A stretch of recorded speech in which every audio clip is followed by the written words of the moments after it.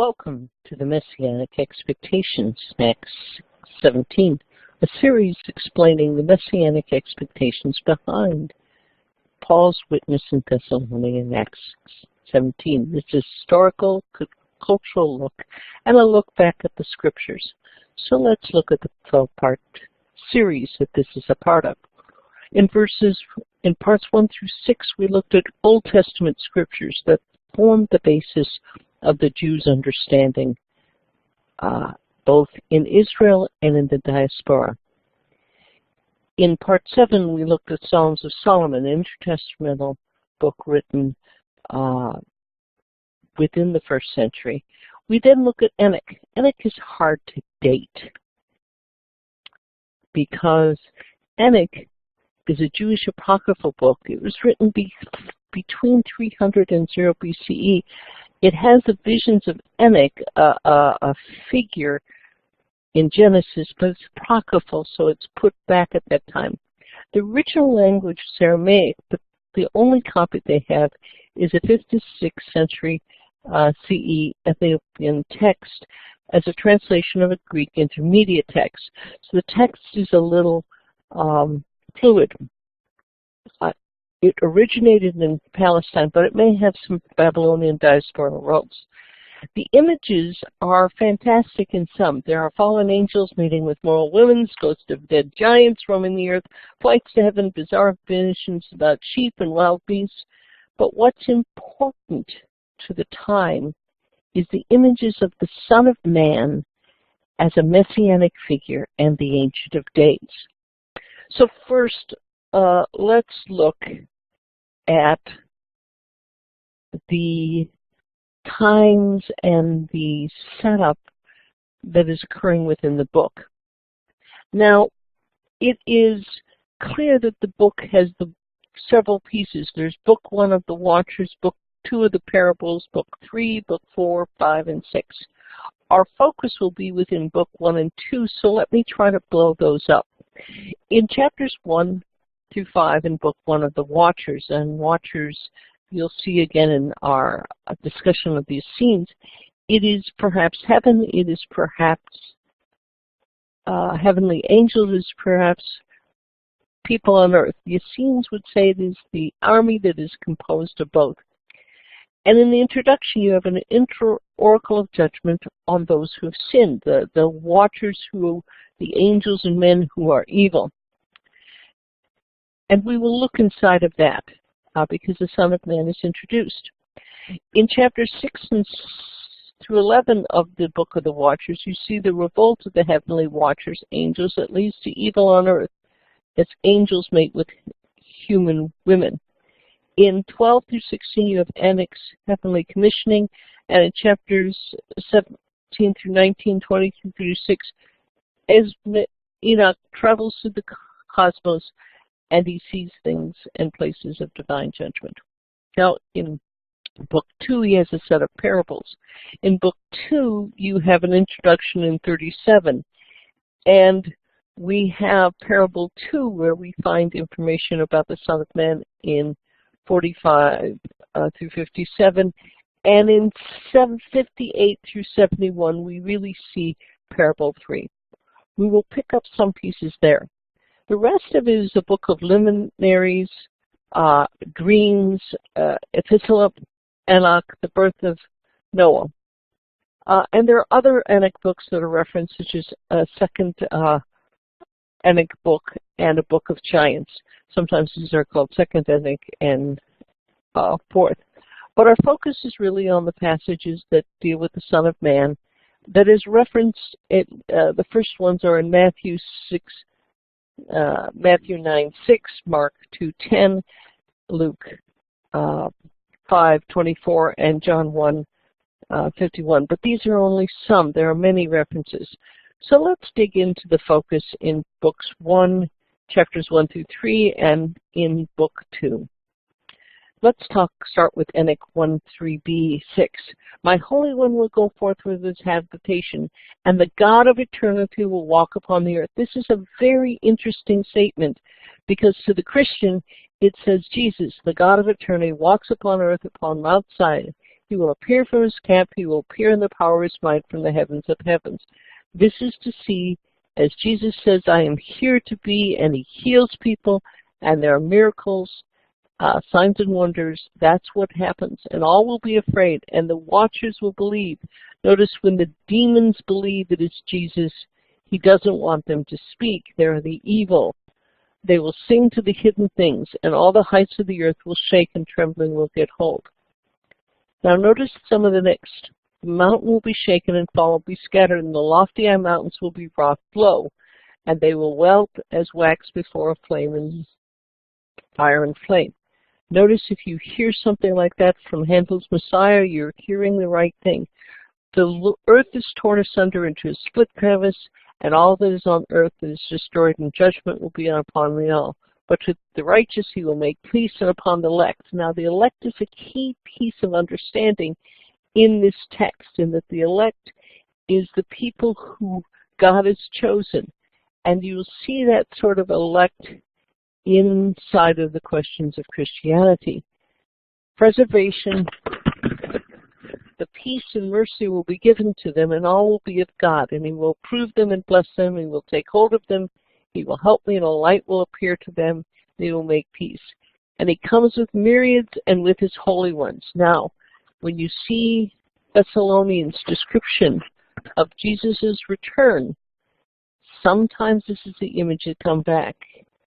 He will destroy all the ungodly and convict all flesh about their works. This is the judgment, sorting the goats from the sheep, and that you may see in the New Testament. Now let's go to 46. Here's where we start to see it paired with the picture of the Ancient One, the one who is the head of days, whose head was like white of wool.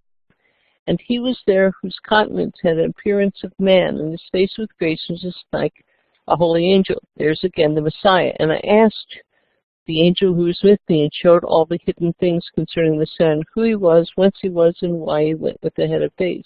He said to me, this is the Son of Man, who hath righteousness, with whom dwelleth righteousness, and who revealeth all the treasures. Again, notice how Jesus fulfills many of this, because the Lord of spirits has chosen him, and he has presence before the Lord of spirits in righteousness forever. Lord of spirits, Ancient of days. Are we seeing here the triune God? Many people felt that was it, and you see that Paul, as he goes back and reinterprets his understanding of Scripture and of these intertestamental things after the road to Damascus, will resort through his theology. Another section of 4 through 5 in Enoch. And the Son of Man, whom thou hast seen, shall raise up kings and mighty from the seats, and the strong from their thrones, and shall loose the reins of the sullen, and break the teeth of the sinners. He shall put down kings from the thrones and kingdom, because they do not praise him nor humbly acknowledge. Now this is a case where you're seeing reflections or echoes of the Psalms, and perhaps even Isaiah.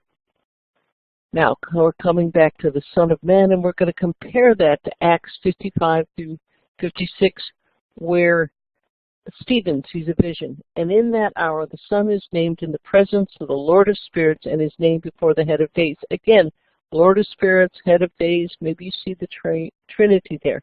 And before the sons, before the sons were created, and before the stars were, and he was named before the Lord of spirits. This takes you directly into 1 John. In the beginning was the Word, and the Word was God, and he was with God. And all things were created him, and without him was nothing made that was made. Here you see that same thing. And he shall be a staff to the righteous, and to save himself and not fall. He shall be a light to the Gentiles, and the hope who are troubled in heart. All who are dwell in the earth shall fall down and worship before him, and praise and bless the song of the Lord of spirits. Again, for this reason he had been chosen and hidden before him before the creation of the earth. If this sounds like you're echoing 1 John and the Trinity, this section is sets the expectations for that. And the wisdom of the Lord of the spirits has revealed him. Now they would see the Lord of the Spirits, the Holy One of Days, to perhaps refer to the same or the manifestations of God. And all who have hated its works in his way in the Lord of the Spirits, for thy name they have sated. According to his good pleasure has been their regard in life. Now let's go to 62, which is further in that book. And one portion look to them, they should be terrified, and they should be downcast when they see the Lord of Man sitting on the throne of glory. Okay, this goes back to all of the Psalms where the Messianic King sits on the throne of glory, and all the kings of the mighty who possess the earth shall bless and glorify and extol him who rules over all, who is hidden. From the beginning the Son of Man was hidden, the Most High preserved him in his might, and revealed to him the elect. And the congregation of the elect and holy shall be sown, and the elect shall stand before him. And all the kings and the mighty and the exalted, and those who will, shall fall down before him in his faces, and worship and set their hope on the Son of Man, and petition him and supplicate for mercy as his hands. This is a case where you see the echoes of the Psalms and Isaiah in Enoch, and referring to the Son of Man. One last one. And in 14, and the Lord of Spirits will abide over the Son of Man, they shall eat and lie down and rise up forever. And the righteous of the elect shall risen from the earth and cease to be downcast countenance. And they shall be clothed with garments of glory, and they shall have garments of life from the Holy Spirit. Now, if you look at this, this has some real reflection inside the long covenant history. Notice that the covenant history behind all of this really points to the garments of life not growing old, to the Exodus, to be clothed with garments of glory, pass away. That all points back to the Exodus. Now let's go back 2 steps to compare to Acts 17, Enoch 48, 2 through 6. Stephen, when he's witnessing to the Sanhedrin, it says in Acts 7:56, but being full of the Spirit, he gazed up into heaven and saw the glory of God, and Jesus standing at the right hand of the God, and said, behold, I see the heavens open, and the Son of Man standing at the right hand of God. Notice that is Theo and Jesu estota, meaning to me, edekon, ton huon anthropo de decum estota tu Theo. When the Sanhedrin heard this, they went crazy. They didn't have any problem identify that Stephen was saying Jesus is God. Jesus is the Son of Man. He is the one, the Messiah, and they stoned him. So you see, this Enoch was key to the Acts discussion. You know, the Pharisees saw themselves as the elect in these verses. The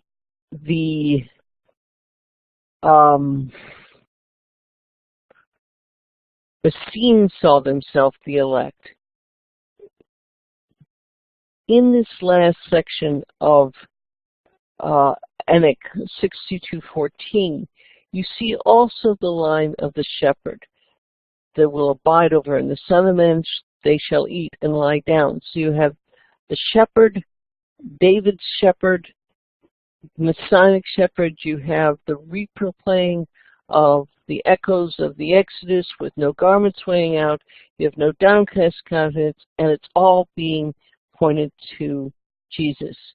You know, you're also perhaps having the glory of the Lord, which stayed on Moses until he put a veil on. It's coming to all the people. Now, lastly, to Enoch 71:14 through 15. And the angel came to me and greeted me and said, "This is the Son of Man who is born to righteousness, and righteousness abides in him, and the righteousness of the head of days forget." Now, this is important. When Jesus, when he responds to John's disciples after John was put in prison, called John's the greatest one among those born of women. And yet he says, those in the kingdom of heaven, the least is better.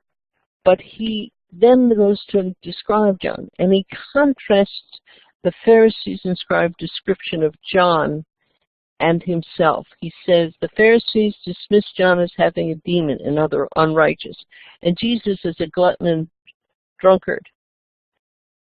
Paul's challenge when he witnesses is the Jews who have said that, and yet the witness to those who are with Jesus is to his righteousness.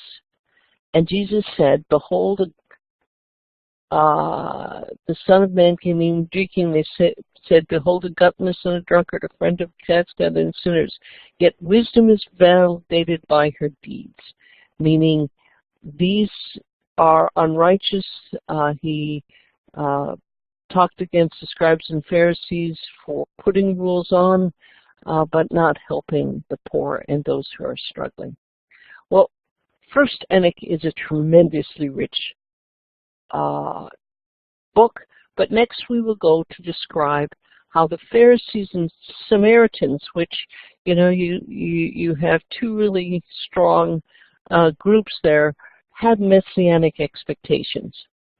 Thank you for listening to this, and we'll pick this up with part 9 on the Pharisees and the Samaritans.